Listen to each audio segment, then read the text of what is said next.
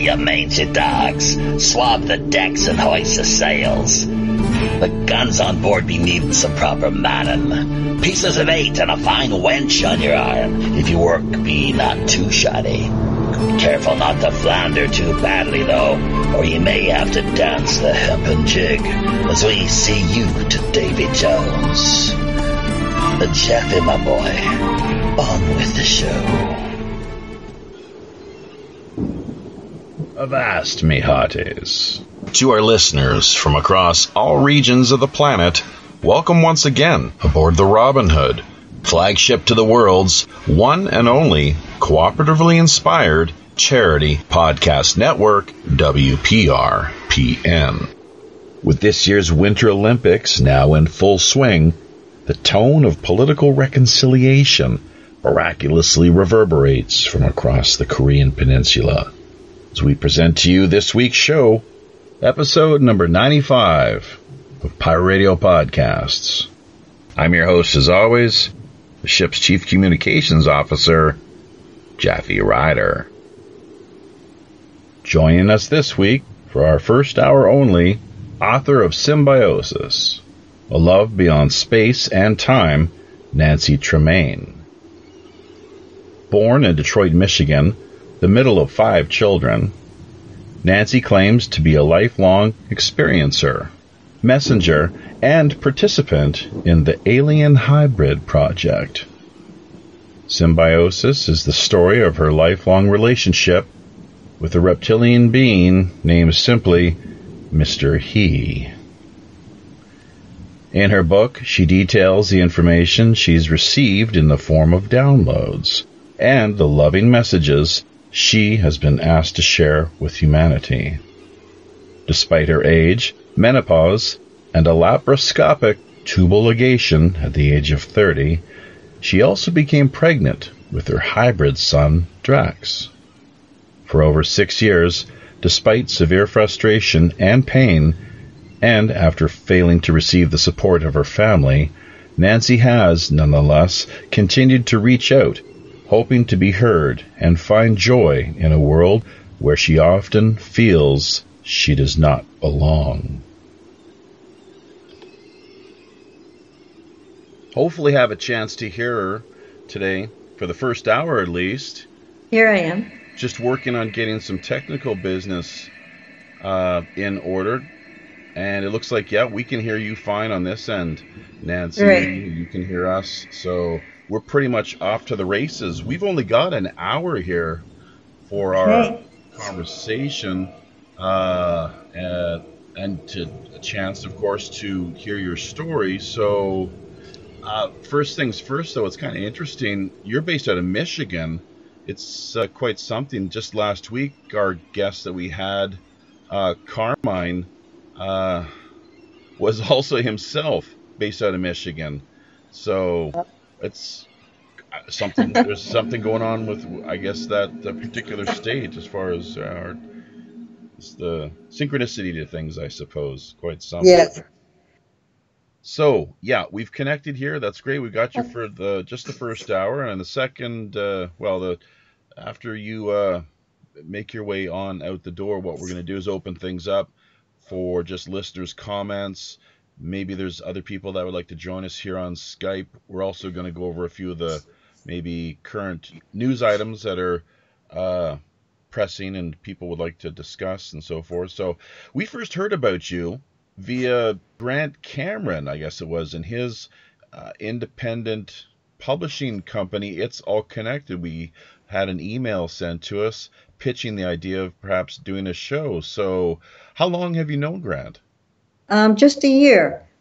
I'd like to shout out to him.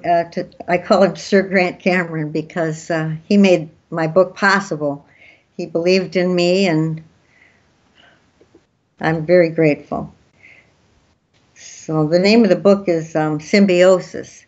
And for people that don't know what the definition of symbiosis is, it's a mutually beneficial relationship between two organisms. And my book is about my relationship with the reptilians, who have gotten a bad rap unfortunately, from some researchers. And my main mission is to help humanity to lose the fear and open their minds to the idea that these light knowledge energy beings are not what they have been made to believe. Yeah, that is something that you find quite a lot throughout the world of ufological studies. The reptilians, as you say, do have a pretty bad rap. So, what then has been your experience? When did you first come into contact with Mr. He? Well, I'll start from the beginning. It started for me when I was 12 years old. It was the summer of 1961, and it was a daylight sighting, although it was shortly after 6, and I was returned home at 10 to 9. So this all took place in that period of time. I was at my girlfriend's house, and we had been friends for 3 years. We met when we were 9. And Novi, Michigan back then was all country. I mean country. Dirt roads, subdivisions were just being built, so houses were scattered apart. And my dad had agreed that I could go to Cindy's house because there was a direct view from my front door to hers. And we were inside the house playing, and her father screamed for us to come outside. And we walked out the front door, and I always say this, as we walked out the door, it was like the part in the movie The Wizard of Oz where the movie goes from color, black and white to color, because what we saw forever changed us. There was a silver ship hovering above a tree between our homes, and it was totally silent, and other neighbors had started to come outside, and Cindy's father had a tripod set up. He was setting it up, and nobody was saying a word. I mean, Cindy and I didn't say a word. We were just in awe at this sight. There was a belt in the middle of the ship of red, green, and white lights, and it was beautiful. The sky was blue. It was beautiful. The ship hovered there for at least 20 minutes because the chief of police took phone calls for at least 20 minutes, he said. And we watched as first the police pulled up. Somebody had called the police, and a police car came real slowly down the dirt road. You could hear the gravel hitting the tires. That's the only sound you could hear. And the car parked in front of where we were gathered. And the two officers got out of the car, and they walked backwards. So they were facing the ship. And I remember grabbing the one officer's arm and yanking on it. And he looked down at me real quick, and I tried to voice 3 simple words, and it was just so difficult. I said, "Is this real?" Because I couldn't believe what was happening. And he didn't say a word. They just went back to staring at the ship. And then a car started coming down Meadowbrook Road, heading right underneath where the ship was hovering. And I know we were all wondering, what the heck is wrong with this person? Why are they driving right in the path of this ship? And a beam of light started to come out, and it was directed at the car very slowly. This light came out very slowly. It was a white light. And we were wondering what was going to happen when it hit the car. And the car was going slow. The second it hit the car, boom, the car was immobilized. And that's when I started jumping up and down and screaming, over here, and Cindy was trying to stop me. I don't know why I did that. And then I said to the officer, do something, like he's going to shoot it down or whatever. And the ship tilted on its side, and it spoke to me. Now, the ship is alive. It's a conscious, living thing. And it said, "We see you." And that's when I lost it. I was hysterical. And the next thing I know, I was home. Now, I grew up in a very strict family. Spankings were very common. My dad was, we were all like little soldiers, all five of us. And I was never allowed out past dusk. And it was 10 to 9 when I got in the door, and my dad was kneeling on the kitchen floor, and he was holding me very tightly and saying, "You're home and you're safe, you're home and you're safe." And I looked at the kitchen clock as he was holding me, and I could see that it said 10 to 9. Now, I would never have been allowed out, and it was getting dark. And so for 50 years, it was never spoken about. My dad silenced me that night, and I'll get to why he silenced me. I mean, he enforced silence. And so for 50 years, it was never spoken about, even with Cindy. It was like a spell had been cast over the small. It was a village back then of Novi, and no one spoke of it. No one. And over the 50 years, it was exactly 50 years, Cindy would enter my life over and over, and her drinking would always be the reason that I would separate myself from her. And I tried a couple of times. I said, "Cindy, can we talk?" And that's all I'd have to say. And she knew where I was going, and her whole body would start trembling, so I would drop it. And over the years, I went to several therapists because I suffered with post-traumatic stress disorder, panic attacks. I still have all of that, and the extreme anxiety. And I would beg them to hypnotize me so that I could remember what happened. I never mentioned the ship, never mentioned that. I just said there's something inside of me that needs to come out. And I would draw a picture of the ship and the tree and the police car and the police, and I would draw that every year or so, and then I'd quickly discard it. But I did that for my sanity. So 50 years went by, and I was playing on the computer, and I saw the word ufologist, which I'd never heard. I didn't know there was such a thing. This was September of 2011. And he was a former Michigan State Director of MUFON. So I sent him an email saying I might have a story you'd be interested in hearing about a UFO in Novi. Well, he called me right away and asked me to tell him, and I said, "I can't do that. I haven't spoken about it in 50 years. And the next thing I know, I poured my heart out to this man, and we ended up meeting at a restaurant.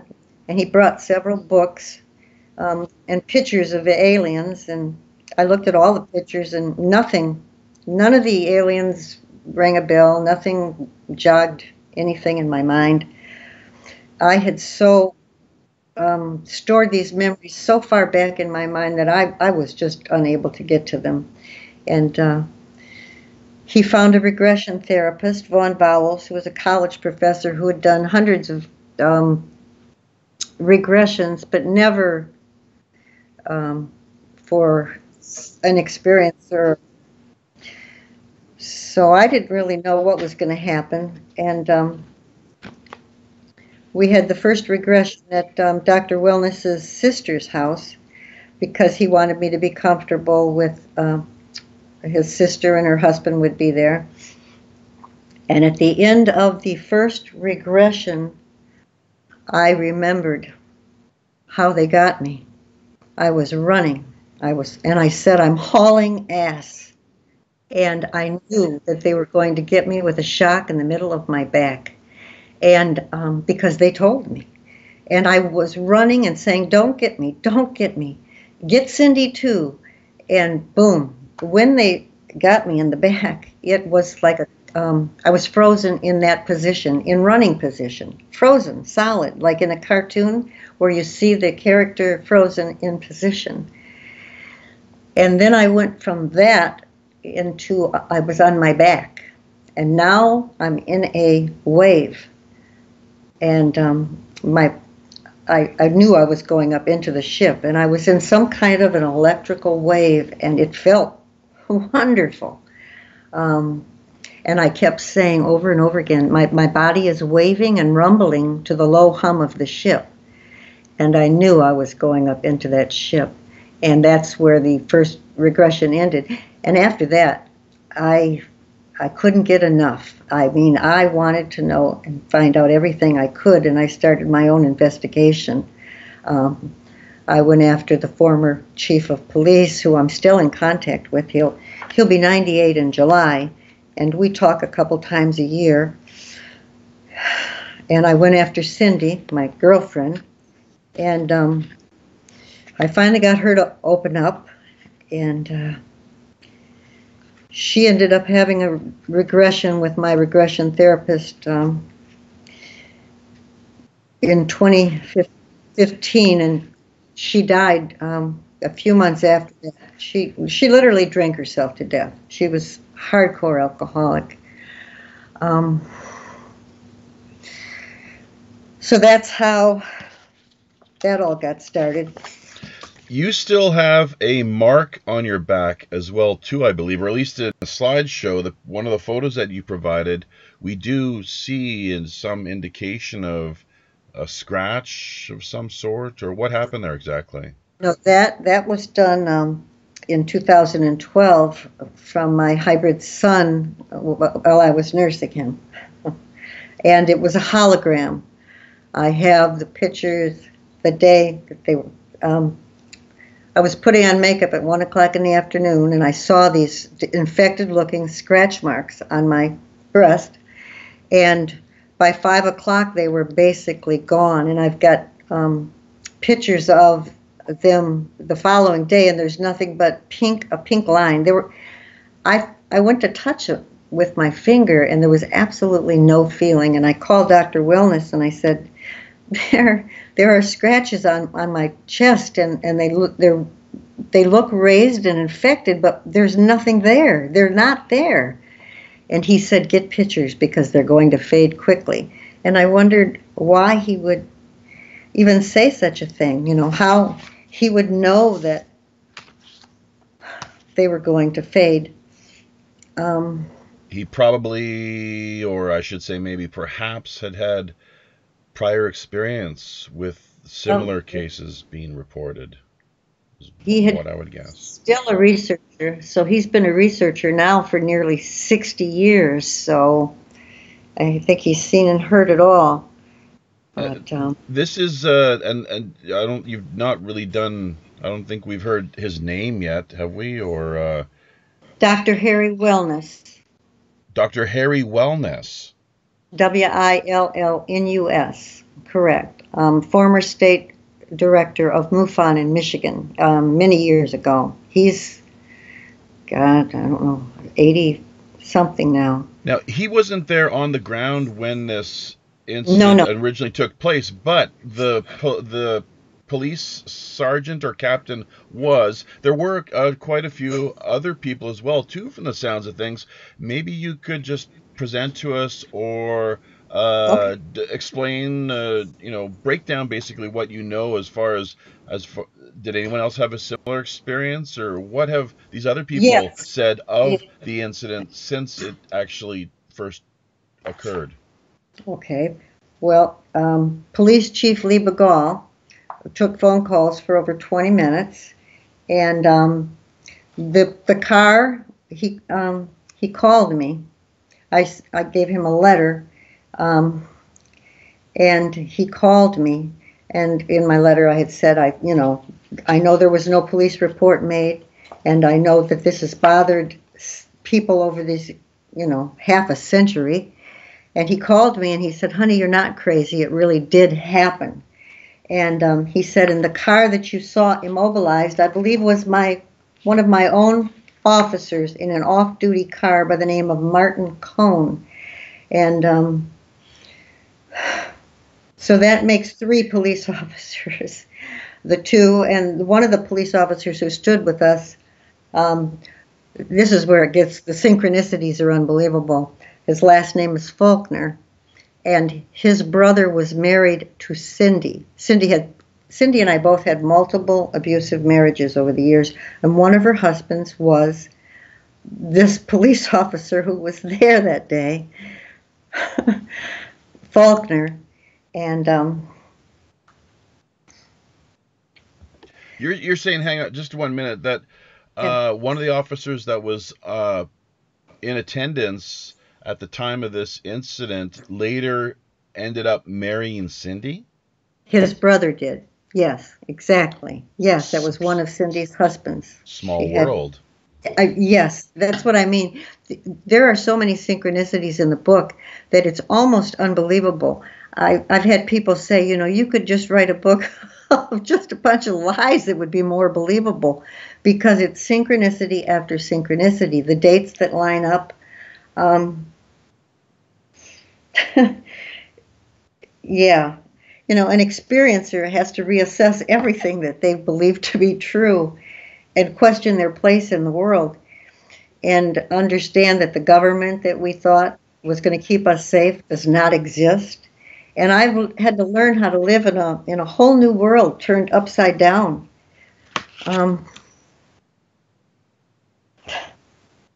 Your father, you said, was in the process of setting up a tripod of some sort. It sounds like he was trying to get a picture. Did that actually ever take place? Did he manage to get any photos of the craft? That was Cindy's father, and he was setting up a tripod, and he asked us girls if we wanted to look through it. And I couldn't believe he would ask such a thing, because the ship was literally right in front of us. So I don't know what he could possibly have seen that we didn't. And were there pictures taken? I'm sure there were.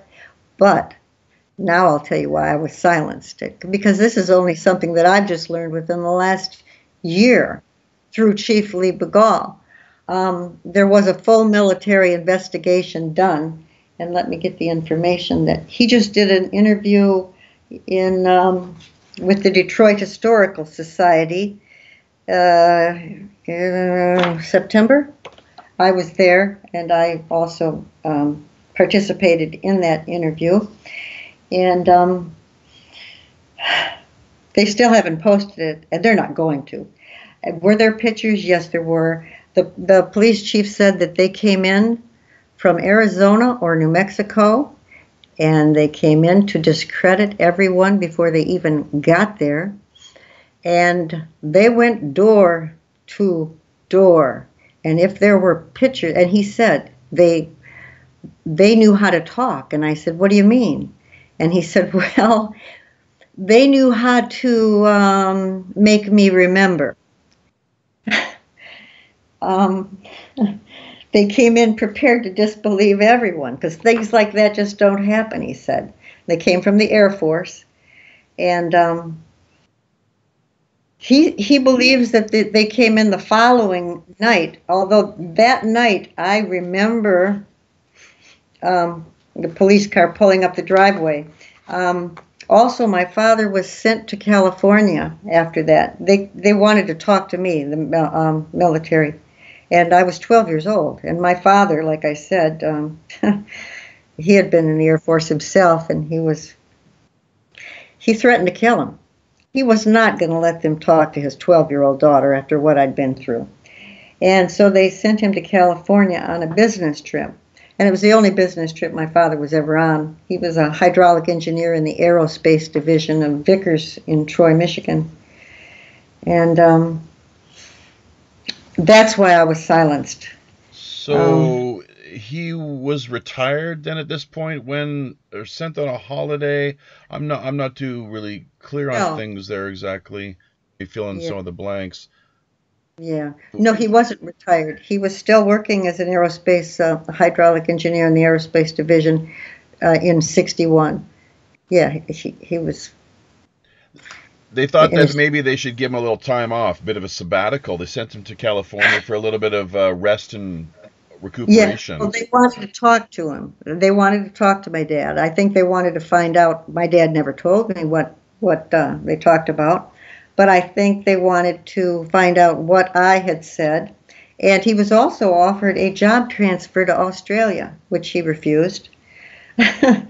So things got really weird. Would that come along with a pay raise as well? Like almost as a bit of a relocation, but also maybe a promotion of sorts. Wink, wink, nudge, nudge. Yes, yes, yes. And when people say, well, there must be, are there pictures? I'm like, yeah, you can bet your ass there were pictures. It was daylight. The ship was hovering for over 20 minutes. Now you can't tell me. And those are the days when the cameras didn't they have those instant cameras where the pictures just shot out there and developed in front of your eyes in the 60s? Yeah, what year was this exactly? 64, 65? 61. It was 61. July. And I have it narrowed down to a 3-day period now after almost 7 years of research. I'm still researching. And with all the high strangeness that I had 5 regressions done right after I met Dr. Wellness. And after the 3rd regression, it was like Pandora's box opened, and I somehow have entered this another dimension. I'm receiving messages and being used as a computer, and there's been so much going on. I'm already starting on my 2nd book, and I have enough to start a 3rd book because the high strangeness continues. What was the ship doing there? And if you could maybe just take us to where you actually walked or were taken on to the craft, and what you saw from that point on. Okay, I can tell you exactly. Through regressions and through memories that were returned to me, I was taken on board, like I said, in that electrical wave, and as soon as I got on the ship, I ran right past the pilot. He was sitting on my left, and I ran right past him. I wasn't afraid. And I realized that the red, white, green lights that I'd seen from the outside were nothing more than giant windows all the way around from the inside. They had perfect, view. No furniture in there, nothing. And I ran to the window, and I had to stand on my tiptoes so that I could see down where I'd been standing. I wanted to see where I'd been standing, and there was no one there. The police car was gone. The police were gone. The only person that was there was Cindy's father, and he was looking up at the ship. Now, I just recently found out why there was no one there. Chief Bagall told me that the cops got in the car and drove the hell away. They got out of there. And the people went in their houses. Cindy was on board for a couple of moments or minutes to appease me, and she was put into a cylindrical tube, and they performed a laparoscopy on me. They were small grays. The pilot looked like anybody's father. Oh, and this is how he got his name. I said, I can't believe I'm on a flying saucer. And the pilot said, it's a ship. And still a spunky, I walked over to him with my hands on my hips, and I said, Mister, this can't be a ship, because a ship's what Captain Hook was on, and a ship goes in the water. And he said, oh, but this does go in the water. And that's how he got his name, Mister. And that is the same light knowledge energy being that I communicate with now, as well as the collective mind. I get my messages from what I call the collective mind, or from Mr. And then I was taken, and they did procedures on me. They did a laparoscopy, which didn't even exist back in 1961, and which is a needle that goes in the stomach. And they told me they wanted to see inside. Now, the reason they use those words, I realize now, is because at 12 years old, I would never have understood that they were harvesting eggs. And then after that, they put a cylindrical metal rod in my right hand, and I instinctively knew to curl my fingers around it. And I think I sent you that picture. And if you look at that picture, you'll see the grays staring all at the same spot. And I didn't even notice it till after I drew it. See, they put these illustrations in my head until I draw them. And if you look, all of them are looking at a wall, because all of the instruments and things that they use are retractable and flush in the wall, seamless. And they said, they gave me the message, take this baton and run with it, be an ambassador. And that information was held inside of me for 50 years. So that's what happened the first time on board. And there was one being on board, I called her the nice one. She was a female. And she looked more human than the Greys, and she was more human. She had empathy. And I had said, Mister, why did you let them hurt me? And he said, your pain was perceived. And that really got me mad. And he explained to me that perception is the way that each of us define our reality. And he told me to expand my consciousness and to find the positive in every perception. And he said, through love, we are able to do this. And if we can conquer the idea that we are all part of one energy, then we will be able to lose that fear. We will no longer fear the unknown. So the positive or the negative assessment of an ET experience is determined by the actions, not by the actions of the ETs, but by our perception, you know. So there's said to be quite a few number of different alien races that exist, as one might imagine, throughout the galaxy and greater, wider universe. What has been said though regarding these, and I believe you were what you perceived were reptile type creatures. I'm not sure, we haven't talked too much, you haven't really described them in much detail. Maybe you can do that next. But one of the things that, as you probably are aware, fundamentalist Christians will almost immediately attack or lash out at anything that is basically runs along these lines, especially when you have these reptile type beings that you're describing, playing into the, just as a part of the story or picture. They they kind of instinctively, or just the reflexive way of looking at things, is that they see them as demonic creatures or entities. Why do you believe that's not the case? Well, I know it's not the case, and I've only seen Mr. in reptilian form one time, and that was a regression, and I remembered an incident that had happened when I was about 3 years old, and I saw him in reptilian form, and that was the only time, and he realized that I didn't like it. I kept staring at his face, and as the scales pulled away from the foundation, it just, I didn't like it.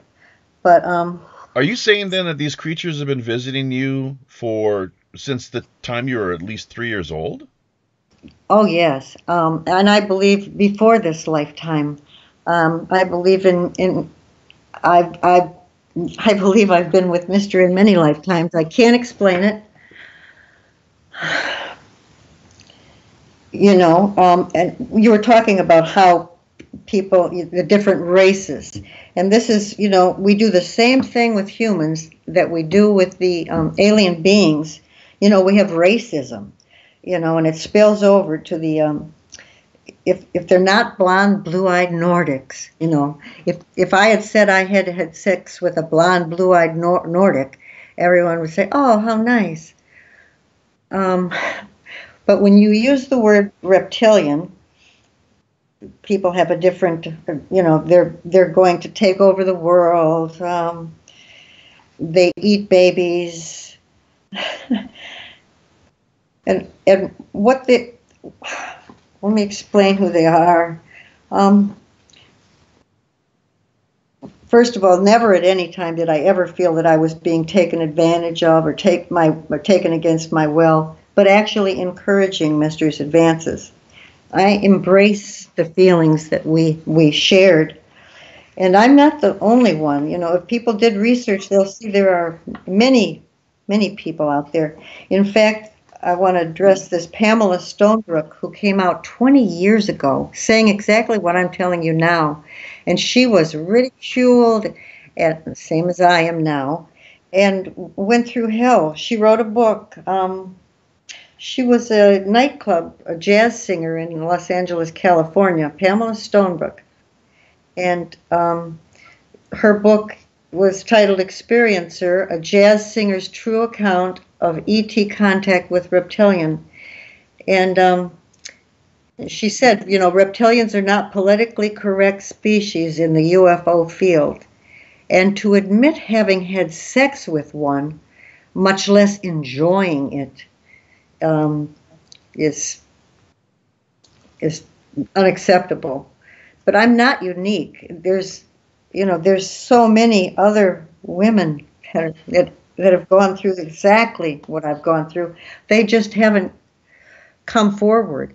You know, I've lost family and friends, and I realized that it was the best thing that ever happened, because I've been healing this last 6 years. This is healing. Talking about what I'm talking about and sharing, and this is my mission. And had I allowed my family to stay in my life and my friends with their ridicule and bullying, I would never have been able to write this book or come forward. And I've had women reaching out to me and telling me their experiences, and same thing. They just can't come forward. They're afraid. And that's okay. You're attending some of the conferences now, though, too, I guess, from the looks of things, or at least you've been posting a little bit of the UFO-related type material. People, I guess, getting together. There's one coming up in, what is it, Arkansas, I believe? Yes, I will be. The UFO conference in Ozark Mountains, and I will be speaking there. That's April 13th through the 15th. Is this your first conference, or have you been attending them for a while now? Well, this will be my first speaking engagement, public speaking engagement. So I'm working on that every day. I'm very nervous about it, because I hear there's a lot of people, like between 600 and 800, maybe more. Well, so this is good practice for you then, public speaking. It's perfect, just what you need. You know, when I wrote the book, I said I wanted to be a public speaker, not so much radio. And the reason I wanted to be a public speaker, I said, is because when people see me speaking, they're going to know I'm speaking the truth, you know. That was the first thing I said, the first radio interview I had. I said to Michael Melton, who also has a chapter in the book, I said, I'll take a lie detector test. I'll take 50 lie detector tests, you know. Have you done that? No, I haven't, and I've been told not to, and because, well, I guess I've heard that not to do it. They're not admissible in the courts of law. That's one thing. And secondly, from what I understand, they can be, if people know what they're doing, they can be basically fooled. And if someone's guilty, they can fool the detector system into thinking that they're not. That they're completely innocent. So Gerald Ford, I know you're from the state of Michigan. He was as well. Now, this is all about the same time. And in fact, there was multiple UFO flaps around this period, was there not, throughout the Michigan and Great Lakes region? Absolutely. In fact, in Novi, Michigan in 1972, and during my research I found it, there's a woman, Mrs. McDermott. Again, we're going to talk of synchronicity, because I went to school with her grandson, Bill, and Bill and I are still friends. And she had seen daylight again, Novi, Michigan, 3. And she wasn't alone. She had a neighbor with her. And there was a complete police report done on that one. So, yeah. And then there was in, I want to say Bud Hopkins. I can't think of the name. But there was, and it was rural swamp gas. one by the airport, and that was Dr. Harry Wellness actually did some of the work on that, and it wasn't swamp gas, but I Yeah, wanted to, I know the one you're talking about. Actually, it's yeah, if I can remember his name as well. He would often smoke a pipe. He had glasses, bespectacled yeah. old gentleman. Doctor, the name's just not coming to me. I It's know, too me bad. either. My It was not quite. laughable. It was quite laughable, though, wasn't it? The whole thing of the way that they just that whole business of disinformation, as you've Yeah, laid out here, the way that these, I'm not yeah. sure if they're men in black exactly, but Mhm. pretty sinister type, military type officials, and you find this repeatedly when there have been these sightings. These type of characters do show up and try to they really start getting quite heavy with people. Very intimidating, yes. And this Faulkner, that his brother was married to Cindy, went on to become FBI, and he became FBI in '86. Um, yeah, I've learned so much, and Novi did an interview with me back in 2013, the Novi News, and Chief Begall, admitted to his Martin Cohn calling from the two-way radio, stating strange object overhead. And Chief Begall said to me, I kept thinking, now what's wrong with him? What's wrong with this guy? And he said, send cars, send cars out here. And the chief, of course, sent the police car with the two officers. So Dr. J. Allen Hynek was his name. yes, yeah, that's Yes. yeah. So that was quite, once again, laughable based on what multiple witnesses had testified in scene, that it just didn't quite jive with what the nonsense that he was trying to peddle and push to have the hopefully gullible public buy into. So yes, but Gerald Ford, once again, here's the thing. I'm not sure if you know about this, but apparently he was quite supportive of Yeah, people, the public, people that came forward and talked about these experiences, and it was one of the issues that helped, I believe, to get him into office. Although, hang on, no, he was appointed as president after Nixon stepped down, but he well, the vice president position, obviously. So although he kind of clammed up once he got into office and actually served and sat as president, I don't think he really did a whole heck of a lot, surrounding the whole uh, right. business of UFOs and so forth. Look, you've only got another 15 minutes with us here, so we should really kind of, in rapid fire succession, try to Wow. just run down and cover as many points here as we can in just quick 30-second or less response time. Um, Okay. Um, so Drax, your son, who I guess is, well, I'm not sure. Where is he? well, he's on board as far as I know. I got pregnant in 2012, and I was pregnant for about, and this is another synchronicity that I can't believe. You can't make this stuff up. My speech that I'm going to be giving at Ozark Mountain will be his 6th birthday, April 15th. um, You're having children but you're not exactly I, a young whippersnapper. You're in your 50s now, I'd imagine. oh, I was 62 when I got pregnant for Drax, and I think I sent you a picture of my stomach.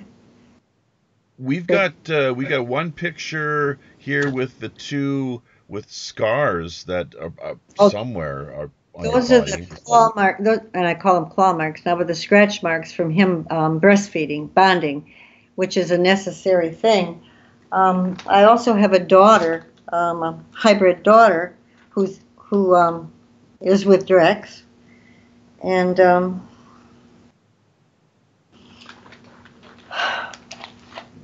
I've seen him more than once, and there's so much to cover. I'm overwhelmed because I've got notes all over things I wanted to discuss about why what the reptilians are doing and what their agenda is and some of the things that they've shown me.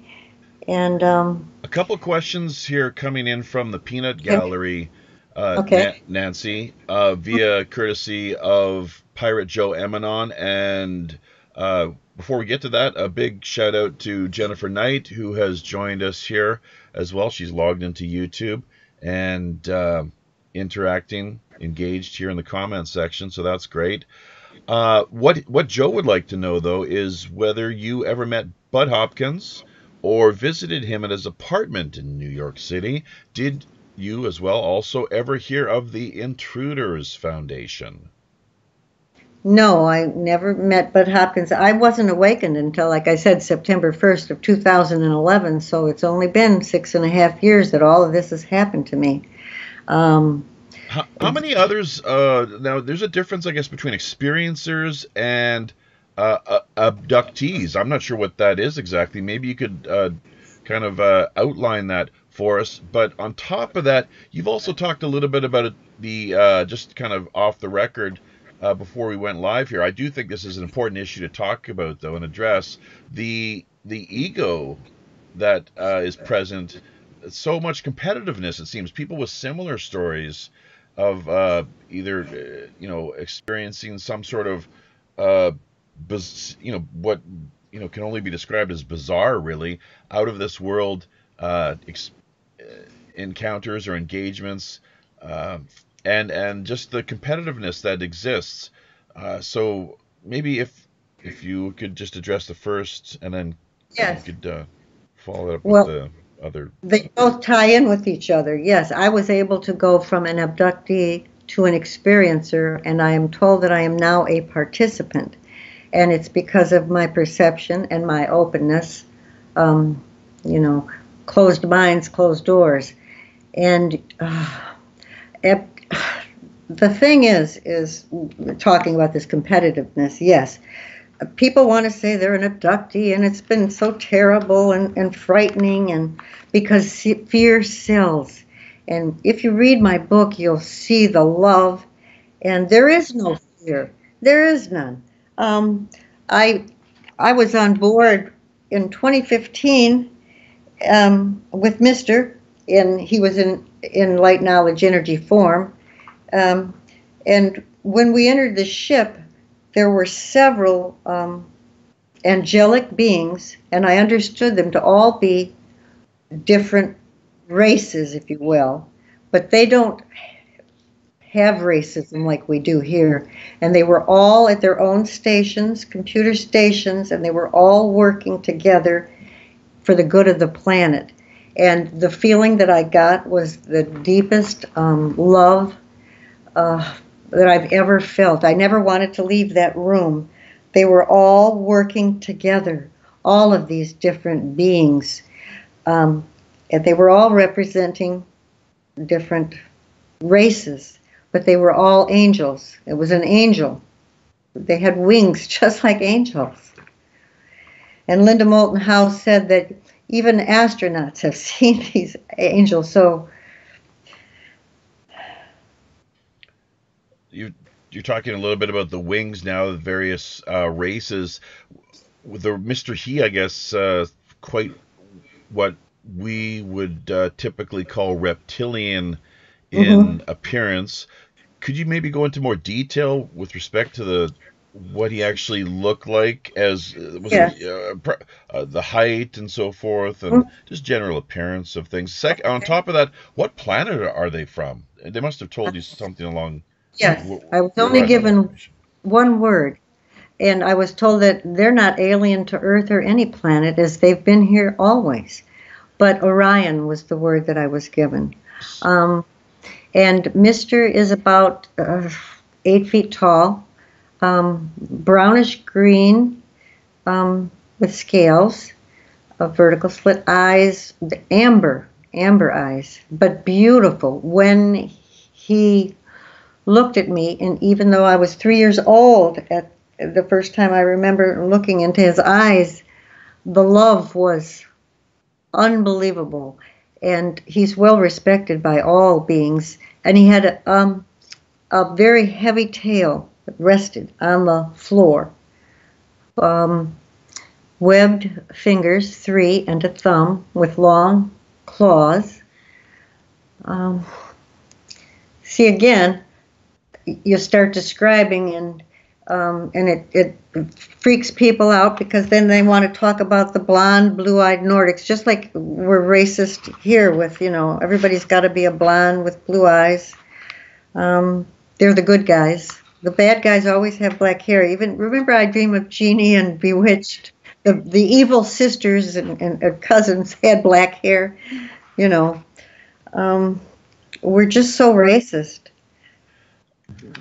One of the questions that we've got here for you, you were talking about communications with the beings. Was this done verbally, as we typically speak amongst one another, or not? Yeah, I have several different modes of communication with these light knowledge energy beings, either telepathic, visions. They'll show me either like little movie clips, a knowing. All of a sudden I know things that I don't know how I know what I know. I shouldn't know what I know. Illustrations. Do you remember the slides, the old that you could put a slide in those little teeny square slide projector? Sure. They'll do that with me over and over again until I draw it. And that's how I got all my illustrations for my book. And they also download me. They use me as a computer. And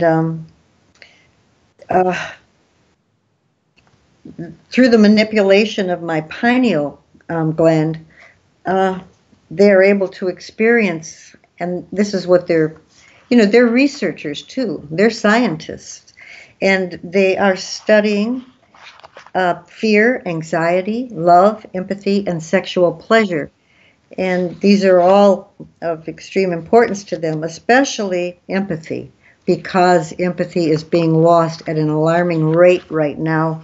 40% less empathy now in college students than 20 years ago. 40% less.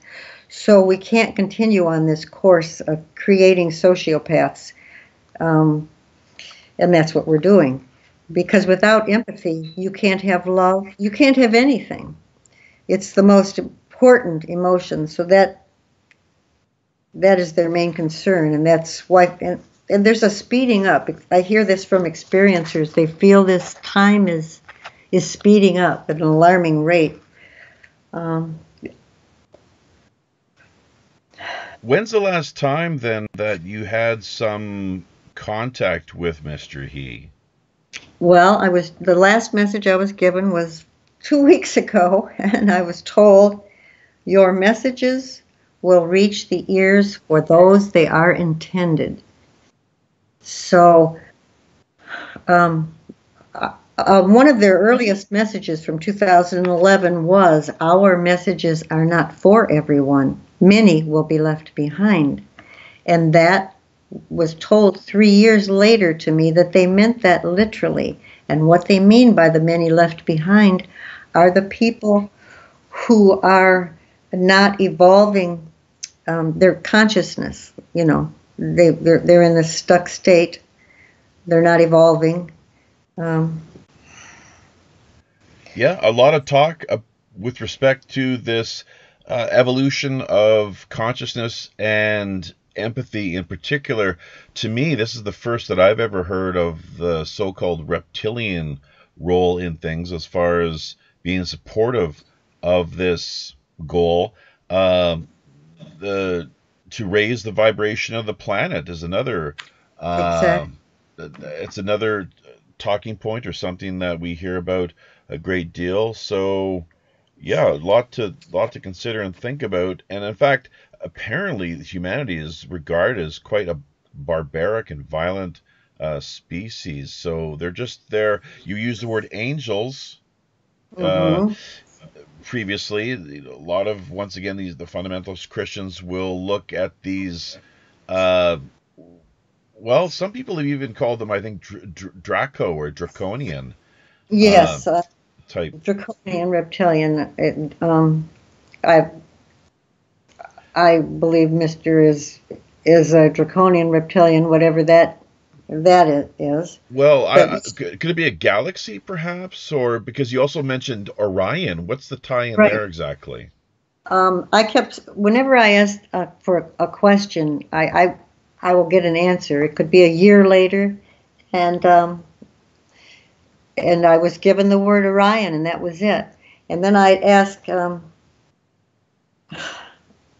about being alien, and Mister said he wasn't alien to Earth or any planet, as he's always been here. So, and yeah, you talk about humans playing God. It wasn't that long ago that we were experimenting on prisoners and racial minorities with exposure to chemical and biological weapons and radiation, mind-altering drugs. You know, there's your evil right there. And we hunt for sport. And to make the animal suffer longer, we use bow and arrows. I mean, this is way beyond anything that the any alien beings would. And the way we kill animals to eat them. I'm vegan, but there's a video called "Eating Fear," and when you're eating these animals, you're eating their fear. We kill them so barbarically. What we do to chickens and cows, we don't have to kill them like that. Mm. Right. Yeah, there's a lot of talk, in fact, along the lines of what you're getting at here, I guess. The adrenaline that rushes through the body of any creature, during the few moments where they're being butchered, I guess sometimes it happens quite instantaneously. Other times there's torture involved. Things are drawn out. As you, I believe, are aware, am based out of Korea here, and what they do, of course, you might have heard about, is there's a dog industry butchering dogs for meat and for the Oh, restaurants. It's something that people across the world have spoken out against, but many Koreans, I would say about half of the population, frankly, still typically uh, take a favorable position towards what's known as potion tang or mung tang, which is the word mung is the word for dog. Some call it puppy tongue, which is oh, quite, yeah, well, and the way that they are killed is, it's, if you look on the internet, which I tend not to do because I myself can't stand any of these, like the police shootings, or any of these graphic the war scenes, and so on and so forth, which clearly are just so far over the top, and unnecessary more often than not. But what they do with the dogs is it's electrocution, strangling. I'm not sure if they drown them or not. It's just it's a, yes, yeah. it leaves me speechless, frankly. I'm sure a lot of other people too. Yes. I could never date a man that was a hunter. I mean, I just couldn't. I just couldn't. Even my father, who was a combat soldier in World War II, he never hunted. We were always animal lovers. Um, yeah, my brain can't even go there. We've almost reached the hour long, the mark that we've agreed upon here, the 60 minutes that you are booked for here, as far Yep, as the conversation is concerned. One last thing sure. is from the Peanut Gallery. Pirate Hmm. Joe would like to know whether you're a star child, or if you've heard of the star child phenomenon. Yeah, have heard of them, and I don't know. I try not to put labels on anything, even the beings. I don't know. I guess finally, really, are you the only person that has spoken out with respect to this particular sighting back in the summer of 1961, or have there been others that have come forward? I know, as you've as you've laid out for our listeners, Cindy unfortunately ended up, it sounds like, drinking herself to death. Yes. What of the other witnesses? It sounds like there were quite a few people, a number of police officers, uh, Yep. as well as just general people throughout the rural area who had witnessed the event. Anything that you know of? Yep. After I did my interview with the Novi News, I was forwarded an email from a woman who is who was 15 at the time, and she said it was the summer of '61, and she was coming home from babysitting. I talked to her twice on the phone, and our conversations in the book, and she. Like me and Cindy, had never spoken with anyone, even her husband that she'd been married to for years, never mentioned it to him. And she, she was whispering the first time we spoke on the phone. She was terrified speaking about it. And she talked about the beam of light. She was a few miles away from where I was. And the time difference, there was a time difference between us. So either she saw the ship after, it had to have been 3 hours after I did. But she didn't want to be, she didn't want her name used. I still have her phone number, and so she appears in the book then under an anonymous right, name. Exactly. And then I reached out to, I'm still friends with some of the people I went to school with in Novi, and that's been a long time. We're talking about the 60s. And there are a few of them that said that they remembered hearing about it. One girl said that her parents told her not to speak about it. So people do remember. It's just that it took me coming out and jarring memories and getting people to talk. Even the chief had put this back in the back of his mind. And I've recorded all of our phone calls, and he knows that. And I love that he let me record our phone calls. When did you first manage to get back in contact with him then? Another synchronicity. I was playing on the computer, and I wanted to find out, and one of the guys I went to school with, David Ames, wrote to me, and he said, if you want to know anything, get in touch with Chief Lee Begall, because he was the police chief at that time. So I went to Google, which is basically all I know about the computer. If I know nothing, and I put Chief Lee Begall, Novi, Michigan, and you could do that now, and it'd come up, and up pops, poof. The following day, he was going to have a street named after him. The following day, 50 years. And the following day. So I immediately got to writing the letter to him, and I was at that street signing the next day, and I handed him my envelope. He held that envelope for an hour. He started to open it. I said, "Don't open it." And I've got pictures of him at the street signing. And then I was at his 95th birthday party, and we had a conversation that day. And I also had a conversation with Faulkner, who turned FBI. Cindy was married to his brother, and I had a conversation with him, and that's also in the book.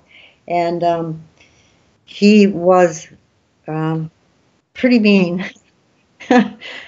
He said, "We buried it," meaning we buried the subject. Buried. Yeah, Jolly Roger that. Novi, Michigan. We're just doing a quick search here via DuckDuckGo. So we're going to have to look into this a little more. It looks like there's been a few more sightings in recent years. 2008, apparently, 2013. I'm not sure if it seems quite a hot spot. Have there been any further reports that you're aware of throughout? Not that I'm aware of. Okay. No. Okay. Well, that I think about does it, because we like to remain true to our word. The one thing that we did not have addressed, though, that we should have, I don't know how much it really complements or suits the conversation, but this is a pirate ship, as you're probably aware. So, and to gain passage or to board the ship, you're expected to provide some kind of pirate story. So we're kind of saving this for the last minute here, but I hopefully you got our note that we sent you just the other day, and maybe you had some time to reflect or think about a little pirate story. Anything that comes to mind? Well, I could tell you something that was shown me while I was on the ship, a vision that they gave me. That's perfect. Okay. They do this, and they did this to evoke the emotion of empathy. And I was shown, and it's funny because there's so many other experiencers who have seen this exact same vision, and it's like a movie. I was looking out the large windows of the ship, and as I looked down, I could see that there was a tremendous wind, and I watched as the trees bent head first and to the ground, and the electrical poles, one by one, started tumbling, and then they would quickly take me to another scene, and I saw a large body of water filled with people struggling to stay afloat, and some were waving their arms to the ship to help them and signaling for help, and they reminded me of bobbing apples. And I was able to distinguish each individual's face and their unique fear, and I was able to hear each individual's voice and their screams for help. And it was a horrible vision, and I thought it wasn't fair that why was I able to see it and not a part of it? And I was told, you must watch and you must feel these emotions, because they were studying them through me. I watched people falling to their deaths, hanging helplessly. I was just overwhelmed with so many different scenes of death and destruction. But there's my little story for you. So the pirate tie-in is the death and destruction. The ship. The ship. Okay. All right. Yeah. Sure. So yeah, you're right. That's right. That's exactly right. Because you talked about Mr. Yes. Yeah, there you go, Mr. He, and you're a child of 12. You're like, look, Mr. He. The only ship I know of are these pirate ships. Is that right? That's exactly what you said. Exactly. There you go. Well, exactly. Here we full circle now with Mr. He, and here's your pirate ship. So, yep. Greetings, ahoy to Mr. He. Don't eat us, please. Yeah. So, yeah, we like to take a lighthearted approach here as well, too. It's I do believe important not to take oneself too seriously. That leads us to a little too much stress. Exactly. And I so appreciate my interview with you, and you've been wonderful, and thank you so much. Oh, our pleasure. And yeah, we're I guess just in closing then. And if anybody wants to get a hold of me, they can go to Tremaine.Nancy@gmail.com, and I will get back to them, and it will be completely confidential, or they can reach me on Facebook. And, if there's somebody out there that wants to talk about their experiences, I'm more than happy to listen to them, because I know how difficult what time they're going through. So I'm here for you. You've got your book available through Amazon. I'm not sure where else, but it is being promoted and published courtesy of Grant Cameron's It's All Connected publishing company. On top of that, you have a conference that you're going to be attending in the Ozark region coming up just shortly. It's your first ever formal public speaking event. Do you want to just provide us once again just with a recap of the specifics? Yes, it's the Ozark Mountain UFO Conference, April 13th through the 15th, and that's in Arkansas. And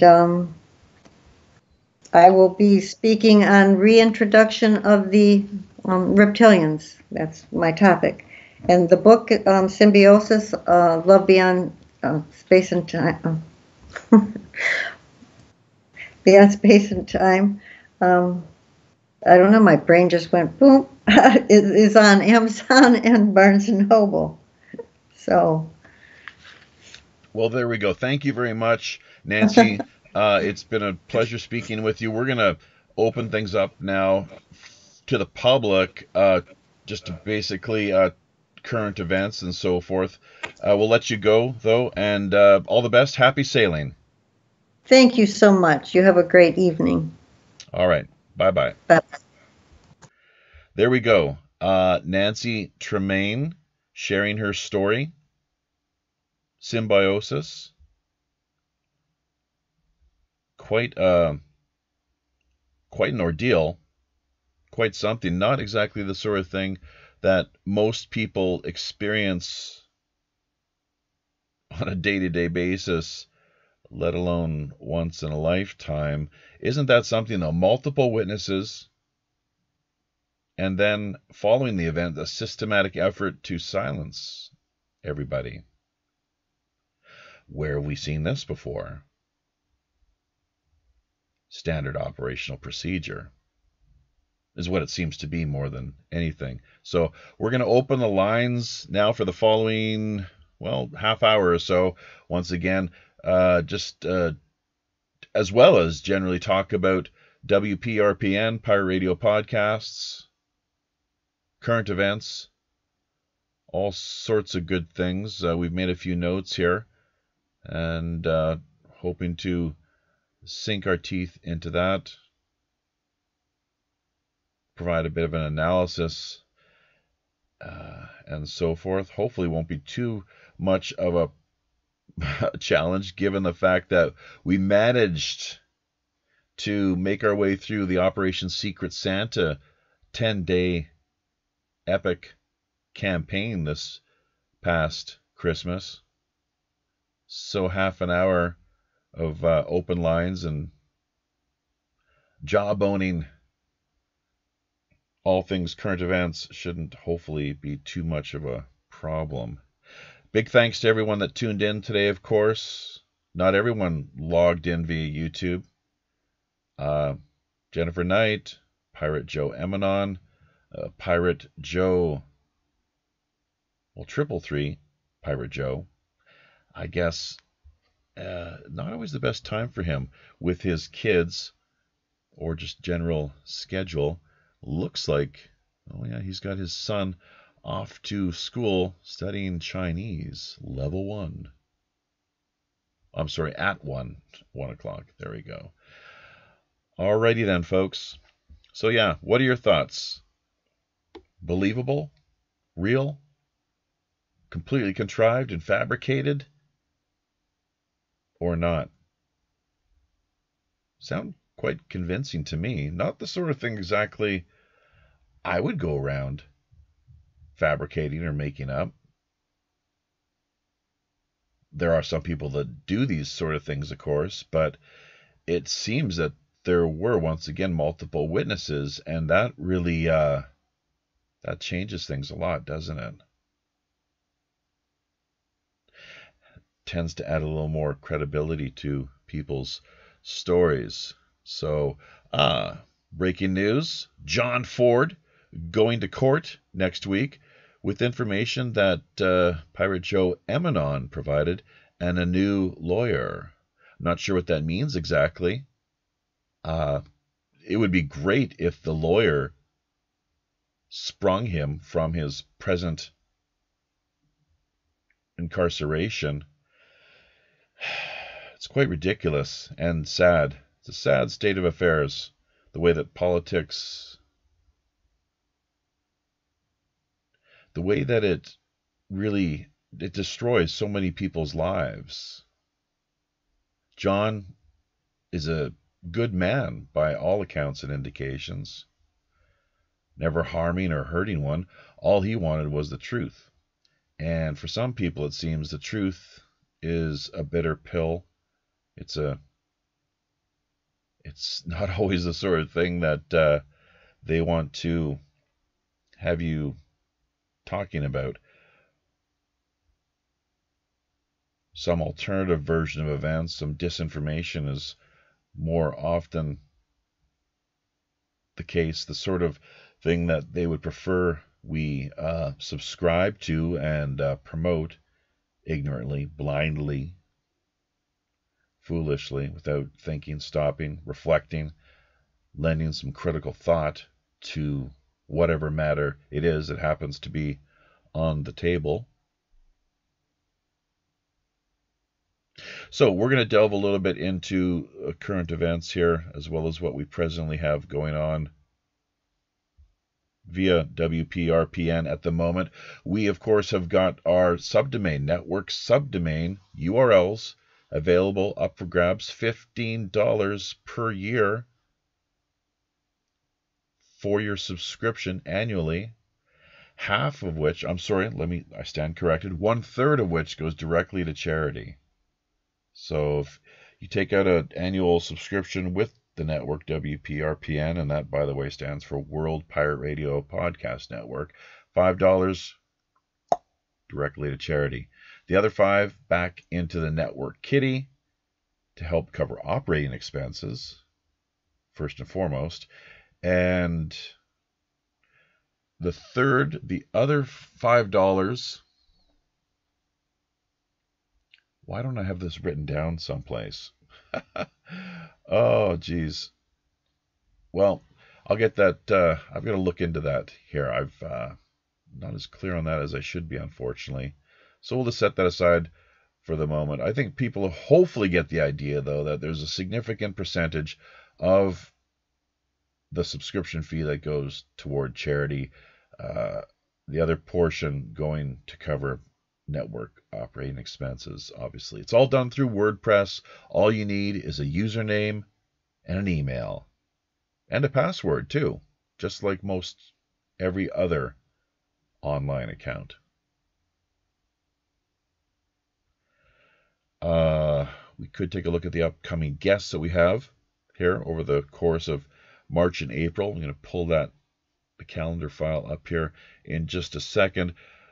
Let's talk a little bit about, speaking of donations, charity, and the like, that we have got two main options at the present moment: Patreon as well as PayPal. We do prefer PayPal if people are interested in directly donating to the show and the wider network. And that mostly, of course, is because that we end up getting more of what it is that you're sharing or offering, rather than having to set that aside and allow Patreon to pick up its little whatever sort of fee it is that they are claiming on their end of things. So definitely people want to think about that. If you've had a chance to listen to any of our shows, maybe you've listened to a few of our shows, have you gotten much out of what it is that we've put together for the public here, for your listening pleasure over the course of the past 2 years now? We are entering into our 3rd year. There's a lot there to be found in the archives. A lot of work that goes into putting out these post-produced MP3 audio shows as well. You'll notice there's a big difference between the raw YouTube feed and what we archive over on Podomatic, that the MP3s on Podomatic are a lot more pleasurable, hopefully, cleaner, smoother, a listening experience. That's the whole point. That's the reason why we put the amount of time and effort into things that we do. So people that we have coming up here, March and April, we are booked all the way up until about, it looks like the first part of June, almost, frankly. We had William Ramsey on just a couple weeks ago. He will be returning the first week of June to share with us his knowledge, theories, and the like regarding the West Memphis 3, Damien Eccles, who he does not himself regard as much of a fan, particularly. He claims that there's something more to Mr. Eccles than he would like the public to know or be aware of. A darker, more occult, and that word simply just, of course, means hidden, side to the man's character. And he may have himself actually participated in several murders back, well, I guess quite a few years ago now. I'm not sure when the exact time frame was, but of course William will lay that all out for us come June 1st. Robert Homrich, May 4th, which we billed as an Illuminati conspiracy power elite theme show. Robert Homrich will be returning. People can go once again back into the archives and look at what it is that we managed to put together with him more than a year ago now regarding the esoteric nature and design of Washington, D.C. So that May 4th will be a great time for him to return. Of course, May 1st said to be the birth date of the Illuminati, among a number of other things. Time of the Russian Revolution or what have you. So we'll go into more detail and get the specifics, a clearer picture of things at that time, first week of May. Robert Vanderbroek coming up later down the road too. The following week, we've got him slotted in there to appear May 11th. He himself, if people are not aware, is said to be a psychic of sorts, really. Had him first drawn to our attention courtesy of Johnny Webb out of London, England. Johnny, of course, himself being one of Dr. J's, in fact, I think Dr. J's only co-host. It's the Dr. J Radio Live show that people once again can find via YouTube and the like. Some great archives there. Not sure what Dr. J has been up to lately other than trying to focus on recuperating and restoring his health, regaining his strength, and trying to maybe attempt to restart or reignite, relaunch the show that he had running there for several years. A lot of great guests, a lot of great material, and a lot of great things to be learned, really, from the people that he had joining him. May and April, well, we've got March. It's just jam-packed full of all types of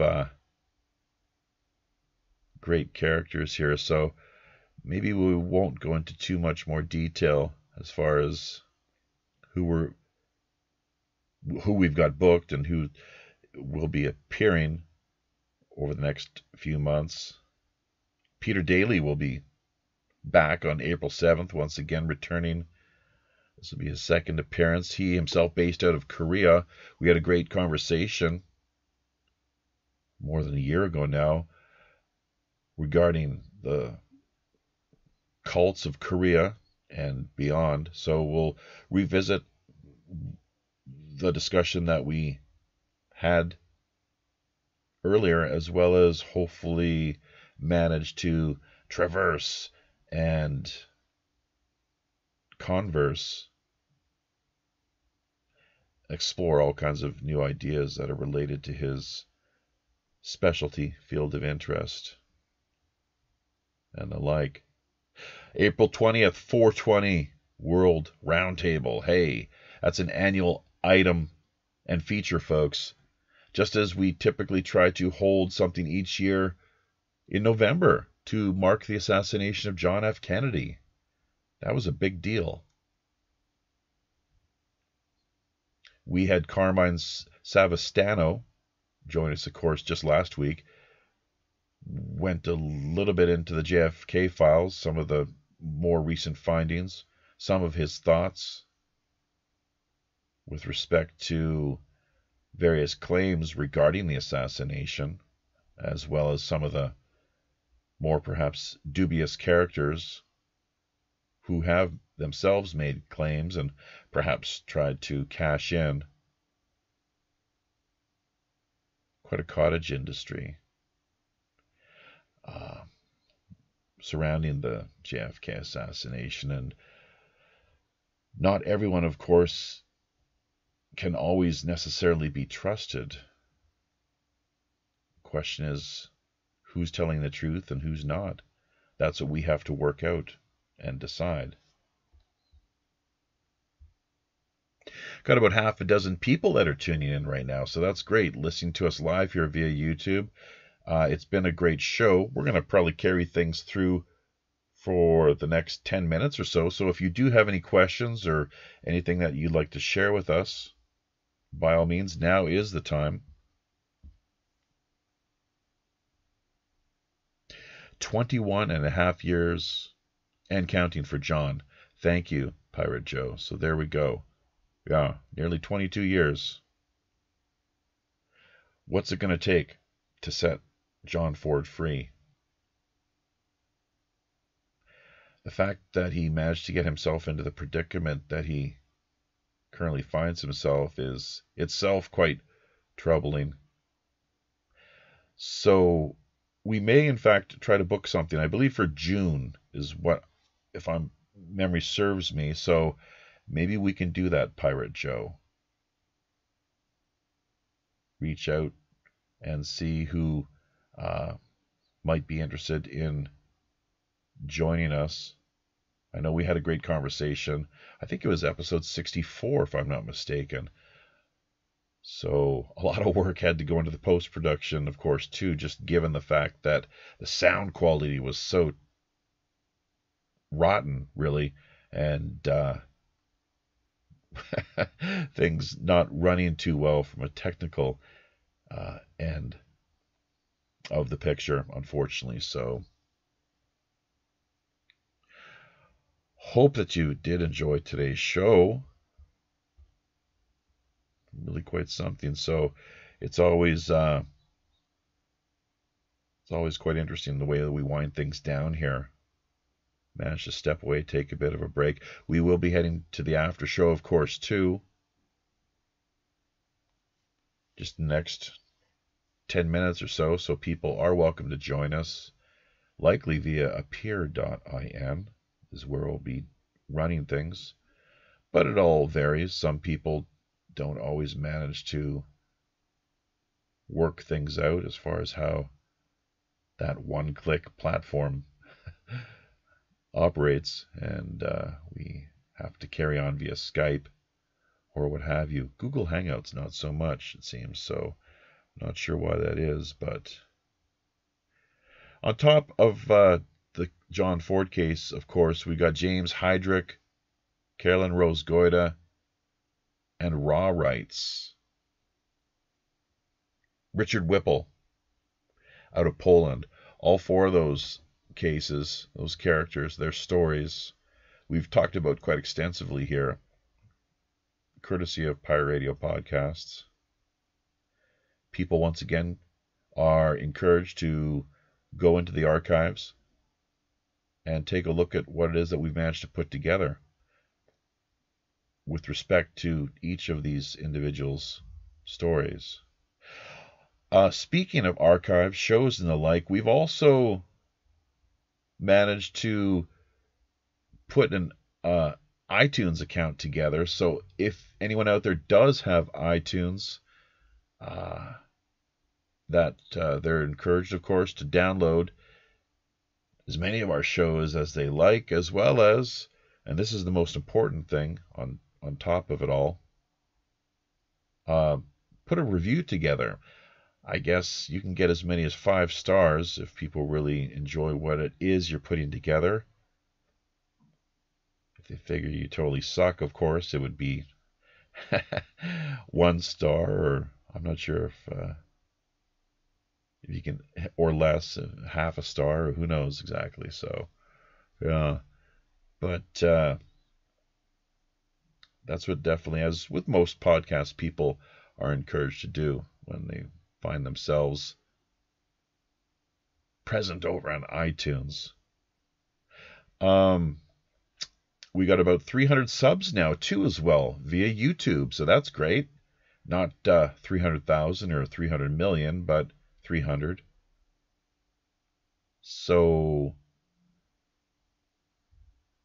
that's a bit of a milestone. Over on minds.com, Pirate Radio Network, the channel we have put together over there, initially launched by Satori D, Daniel De La Rosa, just a couple of years ago, and then handed over to us so that we can work on, well, collectively really doing our best to run things. We managed to surpass the 500,000 mark, if you can believe that. 500,000 views over on minds.com. Not too shabby. I don't think, well, there's no way we've got that amount of exposure via Facebook, and we've been there far longer. So it really does say a lot for minds.com and the ability, if one does engage themselves over on that censorship-free platform, open sourced as well too, let's not forget, as well as a place where private messaging is encrypted via, or as compared to something like Facebook, where there's no protection or safeguards at all with respect to privacy. In fact, all your personal details and information are just freely handed over pretty much to the authorities because of things like the Unpatriot Act,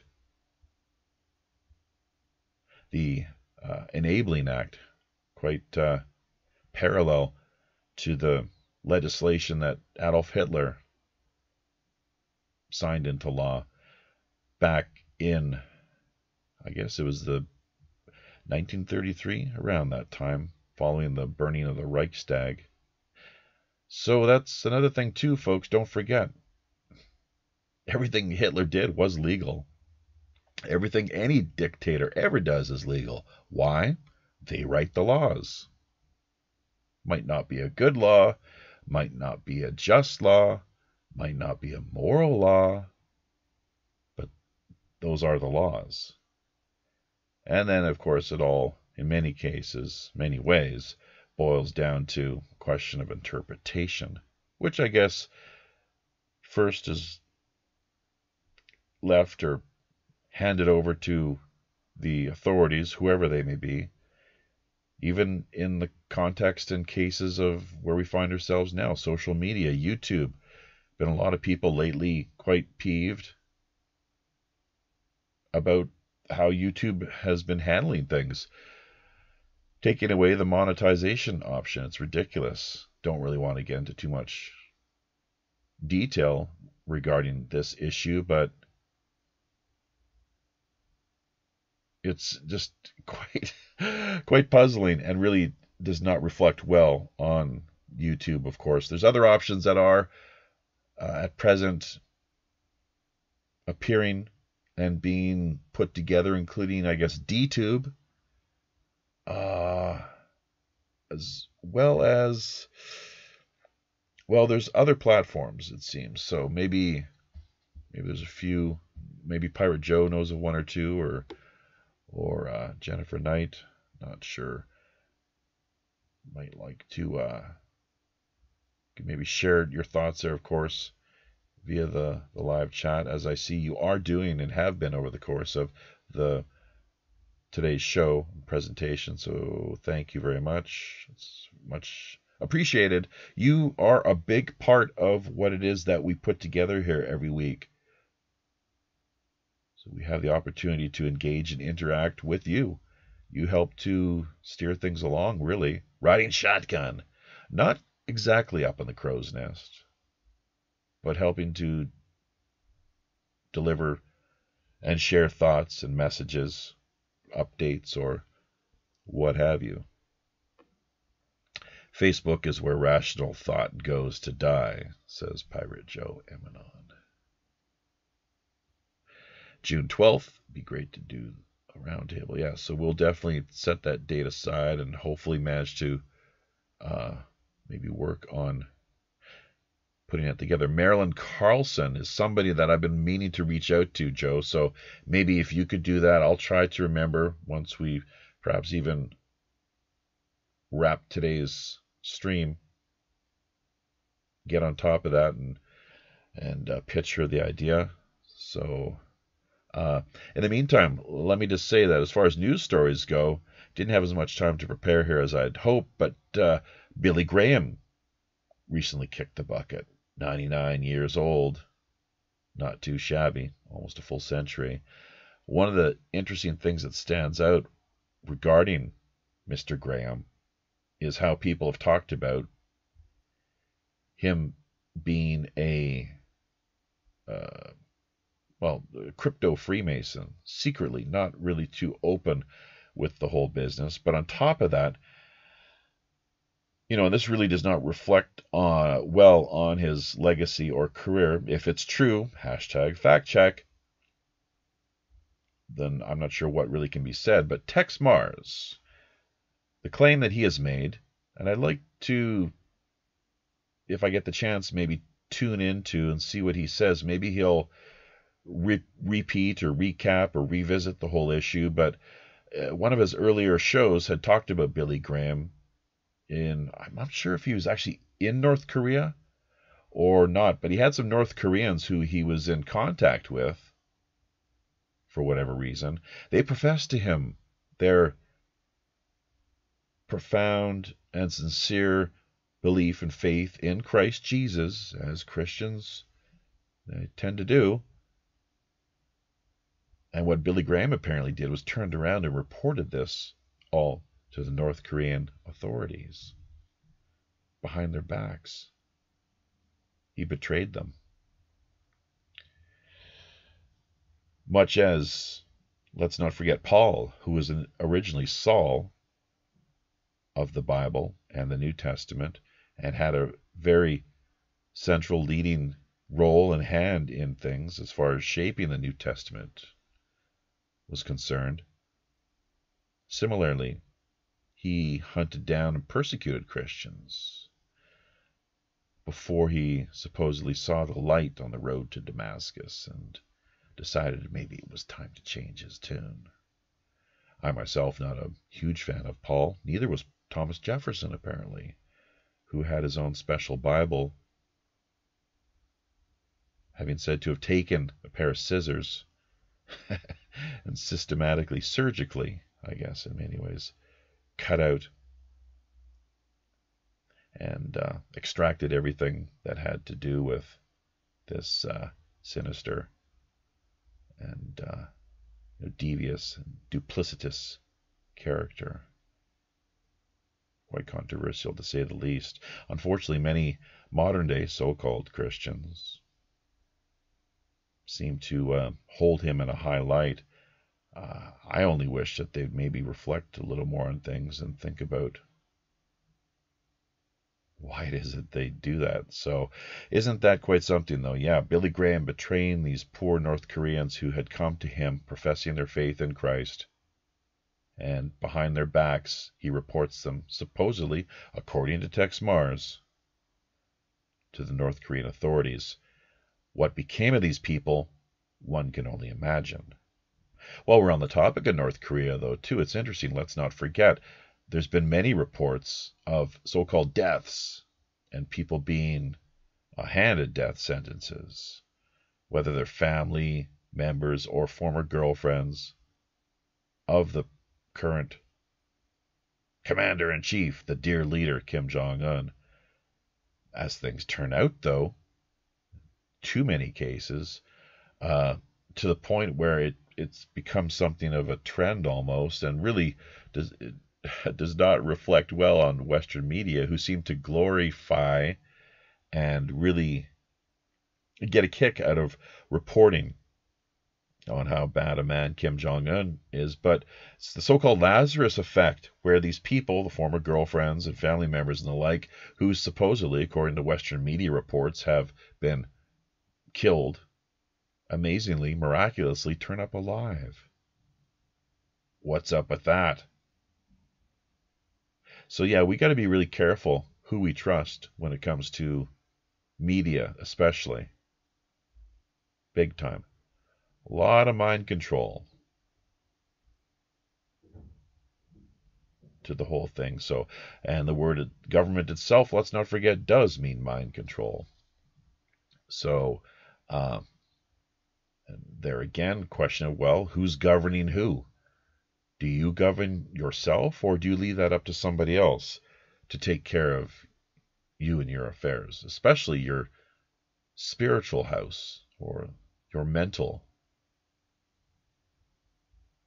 state, the way of seeing things, the way that you react to your environment, the thoughts that you hold to be true or not. So, I think that about covers it, the few notes that we did have put together here. We are, let's not forget, looking as well for a co-anchor. It's interesting too, because I should say within the context of things, that we are hoping to put together a weekly news show. Have that streaming out here as soon as possible, folks.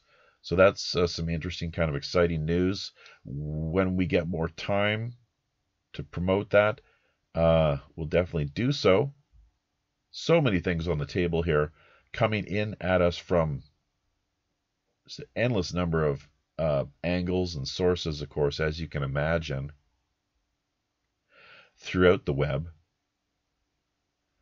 that it's gets to the point where it's a little hard to manage at times. I myself, as Chief Communications Officer, doing my best, though, folks, to uphold my end of things and perform my duties to the best of my abilities.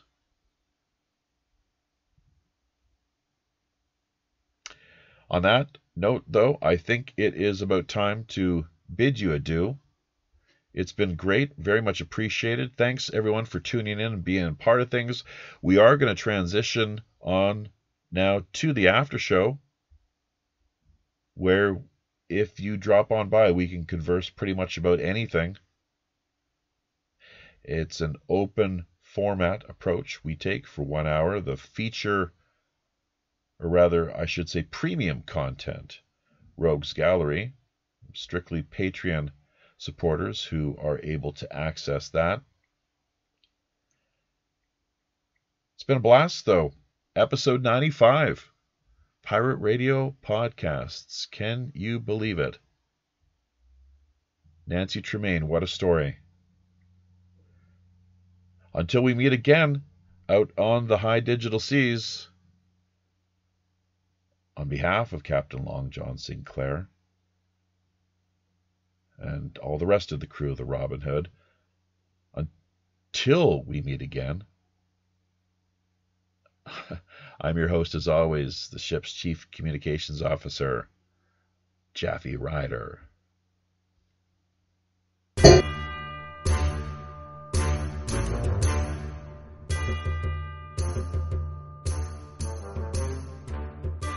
Aye now, there we be.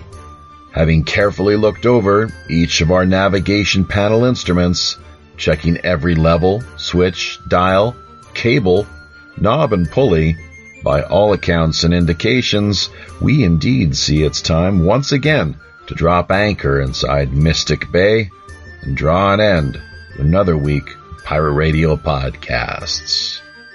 Remember, if you're looking for a little more lively online action, keep in mind we've likely got yet another great free-flowing Rogues Gallery after show coming up for the next hour in either Skype, Google Hangouts, or Appear.in. Also, if you've in any way enjoyed or found yourself benefiting from the shows we've tirelessly produced over the past 2 years, you might want to drop by our Patreon tip jar page and lend a little support. Half of all network donations go directly to charity. Help to keep those numbers growing over on Patreon, and we'll be able to extend even more of a generous pirate hand. Looking forward now to the balance of 2018, we're still not quite yet booked. So if you yourself have a new, novel, intriguing, or otherwise underreported idea, unique individual, or pressing item in mind, be sure to either drop us a line directly over on WPRPN.com or fire us a quick email via pirateoneradio@gmail.com. We're always open to exploring fresh creative suggestions, intriguing guest ideas, cutting-edge discussion topics, and captivating themes. You can further embark on your own personal pirate journey by either liking, commenting on, subscribing to, or just following us via virtually any mainstream social media platform, including Twitter, Facebook, Google+, or Minds.com. So don't forget to become engaged. Until we meet again out on the high digital seas, I'm your host as always, the ship's Chief Communications Officer, Jaffe Ryder. Tally-ho.